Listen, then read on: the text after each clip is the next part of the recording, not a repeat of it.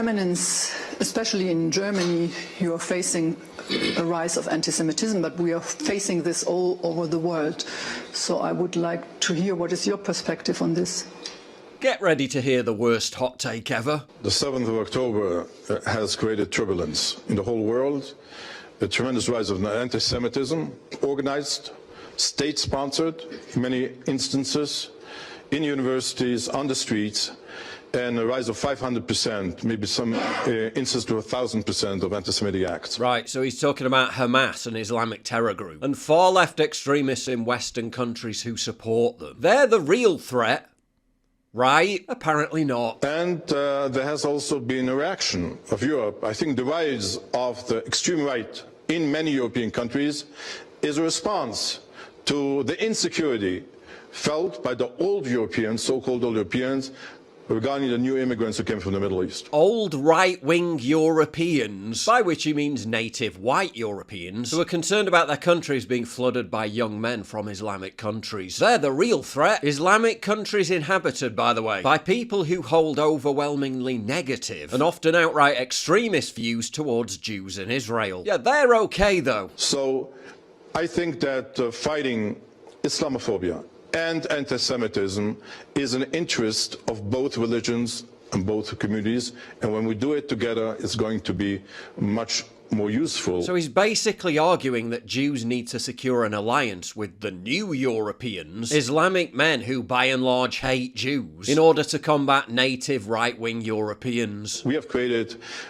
under also the Saudi umbrella, more than 10 years ago, the Muslim Jewish Leadership Council, and which was successful, and we believe that we have to go this way if we want to make sure that every European can live in peace and walk in peace in the streets. Right, so he's an advocate for mass migration into Europe from Islamic countries, arguing that in order for Europeans to feel safe, despite the fact that mass migration has demonstrably made them more unsafe, such mass migration needs to be accelerated. And the critics of that, white native Europeans silenced, kind of sounds like colonization to me. Rabbi Goldschmidt represents a country, Israel, which deliberately oversees an explicitly ethno-nationalist border policy, which is predicated on preserving and strengthening the country's Jewish demographic majority. While the rabbi himself, you would think, paradoxically, publicly advocates for Muslims and Jews to adopt the common cause of opposing European nationalism. So Europeans must continue to suffer the consequences of mass migration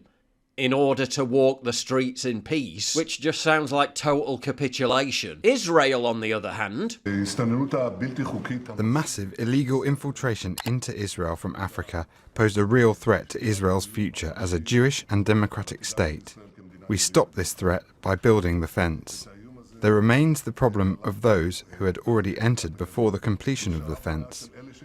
These are tens of thousands of illegal infiltrators who entered Israel. Netanyahu has consistently emphasized the need to maintain a Jewish demographic majority as a fundamental component of Israeli security and identity, while apparently old Europeans, a term which implies they're superfluous and deserve nothing better than to cease to exist, who merely wish to see their own nation's leaders follow the same border policies, or dangerous right-wing extremists. Old Europeans, so-called old Europeans. Can someone make it make sense? If you value what I do and you want to help support me, please visit pauljosephwatson.locals.com and either pledge a one-time donation or subscribe to join my community, get early access videos, and message me directly. And exclusive live streams coming soon too. Promise. Check out the Locals link down in the description. And don't forget to take a look at the brand new website, modernity.news. That's where you'll find all my content, including exclusive articles. That's modernity.news.